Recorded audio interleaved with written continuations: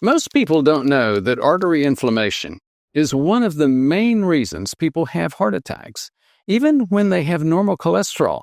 It builds silently inside the walls of your blood vessels, raises clot risk, and drives long-term damage without warning. But there is good news. In addition to lifestyle changes, supplementation can help your inflammation in a meaningful way so that you lower your risk of a heart attack. In this video, I'm going to walk you through 7 of the most well-researched and powerful supplements that you need to consider taking. Now, many of these you will not have heard of. The last one is the most overlooked, and most people, when they do use it, are using it completely wrong. On top of that, I'm giving you something that does work.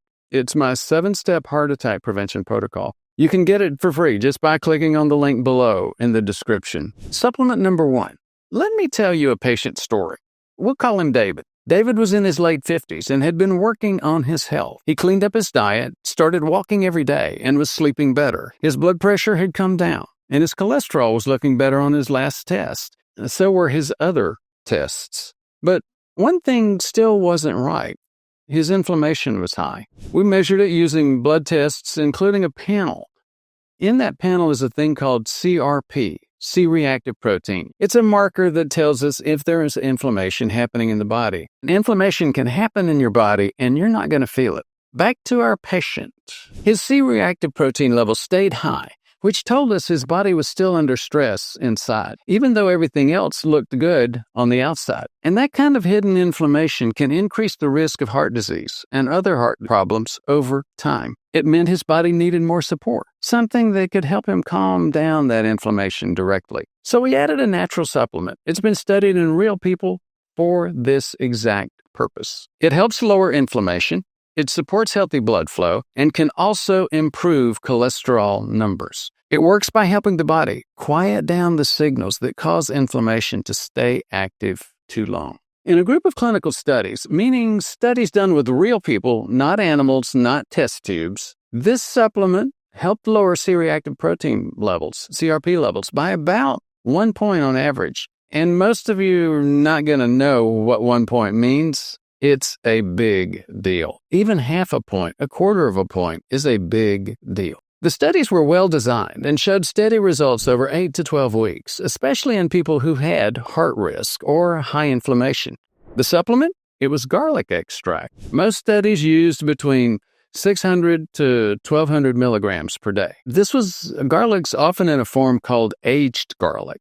It's easier to absorb, it's less harsh on the stomach, and I think it tastes great. It's safe for most people and easy to add to your daily routine. After 3 months, Dave's CRP had dropped, and his inflammation was moving in the right direction, just like the rest of his health markers. Supplement number 2. Now this is James. James had just recovered from a heart attack. He had changed his diet, cut back on sugar, and was following his doctor's advice. His blood pressure and cholesterol were improving, but one thing still wasn't quite right. His triglycerides. It's a type of fat in the blood. They were still too high. And when we ran his blood work, his inflammation marker, CRP, was also elevated, as well as a couple of others of that inflammation panel that we use. James didn't want to include fish in his diet. He just didn't like fish, and he didn't want to eat it. He was open at natural options, only in supplement form, and that meant we needed something that could help with both inflammation and triglycerides without changing his eating habits further. A little bit of a puzzle there, but that's okay. He was our patient. He was a good guy. He wanted to do this that way. We added a supplement that's been used for decades and studied in people with heart disease. The supplement works by calming the body's overactive immune response and balancing fat levels in the blood. In a recent clinical trial published in 2025, people recovering from heart disease, heart attacks, the study subjects' CRP taking the supplement dropped by 1.54 points compared to 0.92 points in the group that didn't take the supplement. As I said a few minutes ago, a half a point with CRP is a big deal. So you can see from this study that everybody was getting better. Their inflammation was decreasing after their heart attack. But the people that were taking this supplement, much, much better improvement. They also saw improvements in other things like blood fat levels. The study was well designed. There was a placebo group, blinded researchers, all the stuff that you need for a good study. The results were strong and reliable. The supplement used? Omega-3 fatty acids, specifically the two big ones, EPA and DHA. And yes, I know there's been debate about how much DHA. There's plenty of debate about whether or not you can get safe omega-3 supplements, the vegan forms versus the fish oil forms. But here's the thing. No matter which part of these debates, these detailed debates you get into, you do need to be aware of omega-3s helping most people and being safe in most people. Most studies use between 1 and 3 grams per day, often in concentrated fish oil capsules. Again, not so much for the vegans, but the vegans do have a problem in terms of proper omega-3 supplementation. Now, this is safe for most people, especially when taken with food, and can be a powerful support for lowering inflammation and improving heart health. After about 6 weeks, James's triglycerides had come down, and his CRP was no longer in the high-risk range. It wasn't the only thing helping James, but it clearly made a difference, and it fit his lifestyle, which, as we said, was a little bit demanding in terms of what he wanted to do. He didn't want to change his diet, didn't want to eat fish, but he did want to improve this one thing. Supplement number 3. When I chose this next supplement, I remembered another patient. Let's call her Sharon. Sharon was in her early 60s and had been working hard to improve her health. She'd been diagnosed with metabolic syndrome. Her blood sugar was high, her waistline was growing, and her blood pressure was up. After making steady changes to her meals and walking every day, she started to feel better. And she had begun to lose some weight. But she was still worried about her cholesterol, especially her LDL, the bad cholesterol. She also read online about something called oxidized LDL. It's a form of cholesterol that, in theory, is more likely to stick to artery walls. Now, I explained that the science around oxidized LDL, the evidence there, is still evolving. Since it's a little bit weak, I don't usually focus too heavily on oxidized LDL. But she did, and she was motivated. It helped her get motivated to take action. She brought in a supplement she'd found in her own research and asked if she could try it, what I thought of it. We looked at the evidence together. In one well-designed study, people with metabolic syndrome took this supplement daily and saw a drop in total cholesterol, LDL, and C-reactive protein, CRP, the inflammation marker we're going to be talking about mostly during this video. The biggest changes happened in people who already had higher cardiovascular risk, like Sharon. Another strong study showed that overweight adults who took 150 milligrams per day for 6 weeks, it showed a drop in oxidized LDL, which supports healthier arteries and also a small improvement in blood pressure. That study didn't show as big a changes in CRP, but the antioxidant effects were clear. Both studies were double-blind, both were placebo-controlled, and results were reliable, not based on guesswork or bias. The supplement she was asking about, and the one she decided to move forward with, was Quercetin. You may have been hearing a little bit more about Quercetin over the past few years. Most studies use 150 to 500 milligrams per day, and that's often taken with food to help reduce the chance of stomach upset. It's usually well tolerated, especially when part of a broader plan for metabolic health. Sharon took it consistently for 6 weeks. Her oxidized LDL levels dropped. Her blood pressure improved, and her overall cholesterol numbers started trending in the right direction.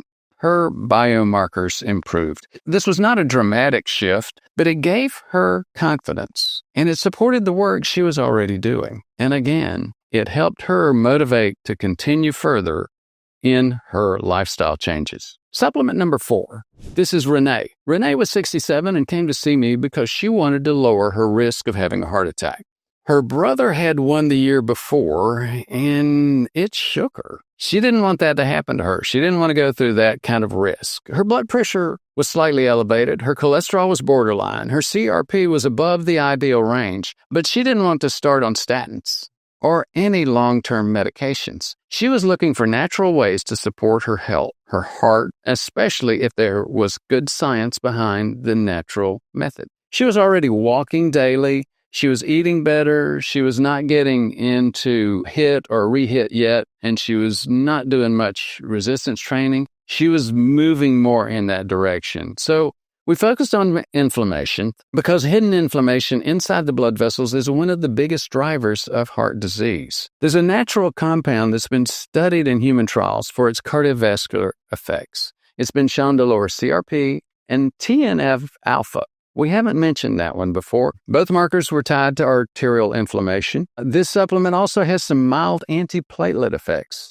That can help because you want to keep your blood flowing smoothly, and it's especially healthy for heart health. Why? Because that final end cause of heart attack is not so much the plaque itself. It's unstable plaque causing a clot. If you have unstable plaque, that can cause a clot to happen. If it's big enough and goes to the heart, that's a heart attack.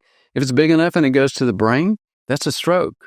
If it's tiny and microscopic, such that it's not going to cause a heart attack or stroke, but continues to rain on the heart tissue or the brain tissue, it can cause more of a microscopic Swiss cheese look, the damage to heart muscle, damage to brain, heart failure, cognitive decline, Alzheimer's. So there's a lot of things to remember about blood clots themselves.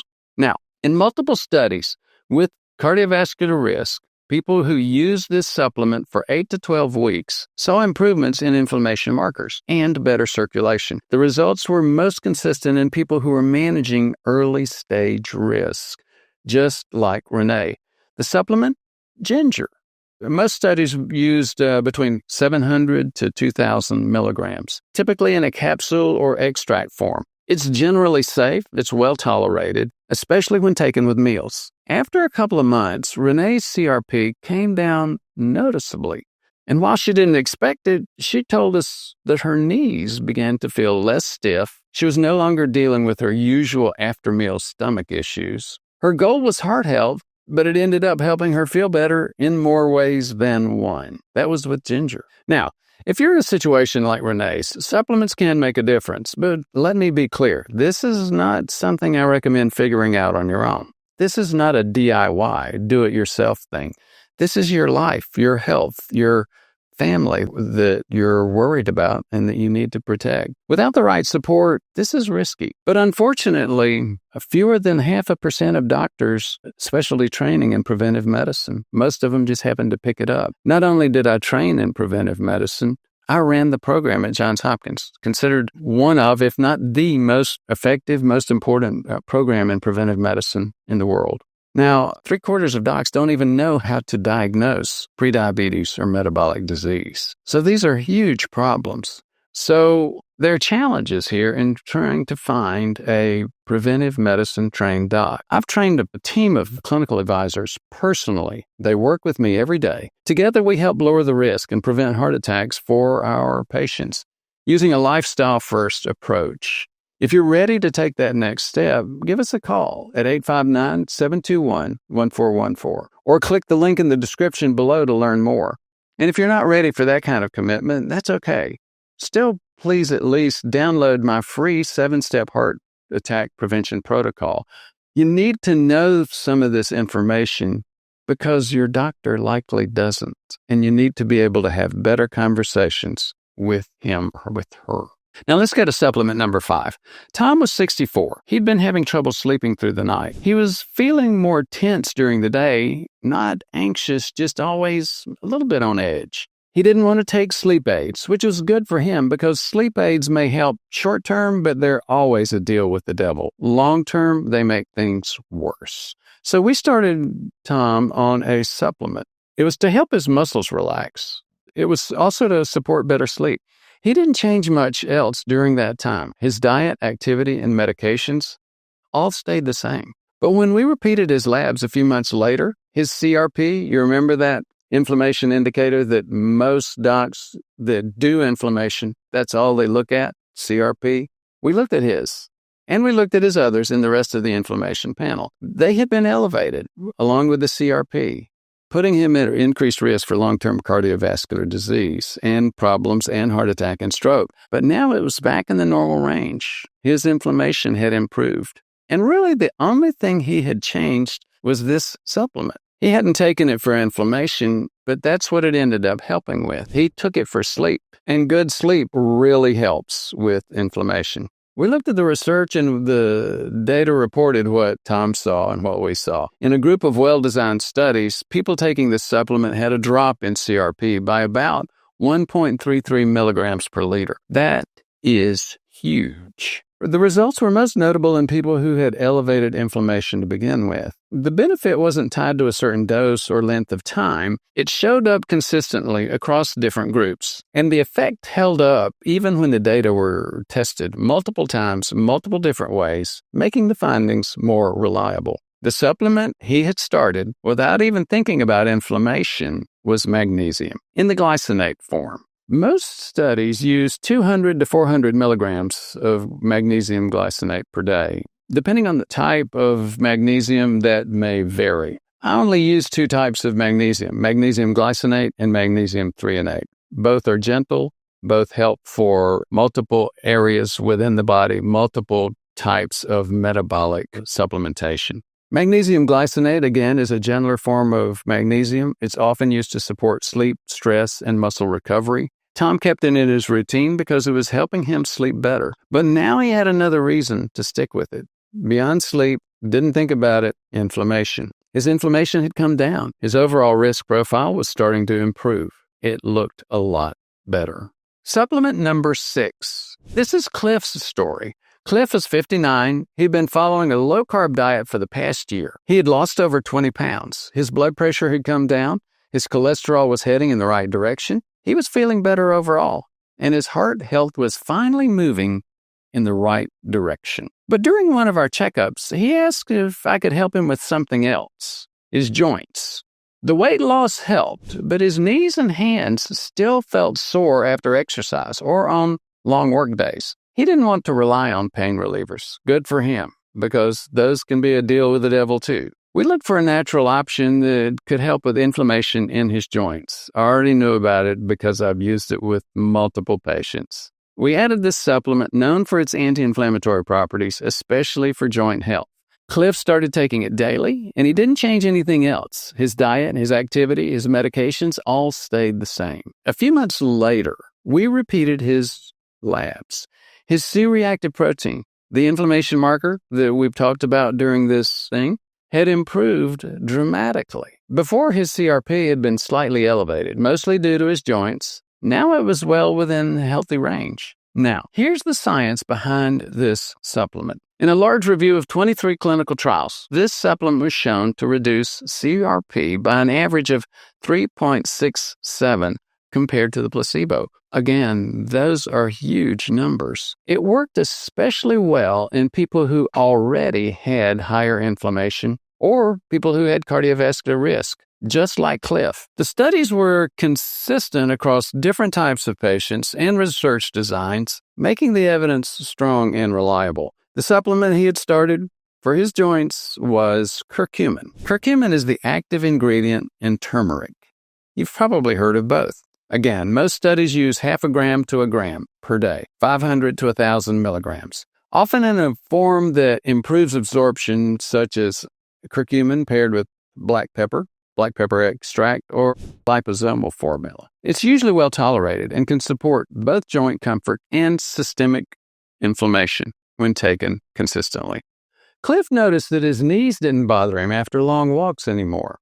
That was his goal, and what made it even better was the improvement in his lab work. His inflammation had come down, his heart health was still moving in the right direction.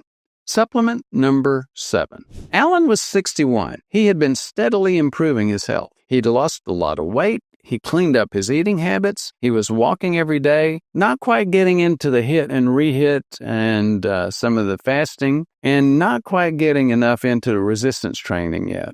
And he was seeing some problems in his sleep because of that. He began to improve those. His cholesterol and blood pressure were holding steady. Overall, things were starting to look better on paper.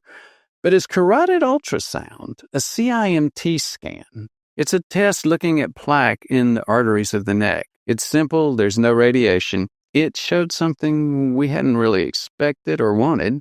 There was some early plaque buildup in his arteries. It wasn't severe, but it was enough to take it seriously. And in fact, that's the whole idea behind the CIMT, that specific technology.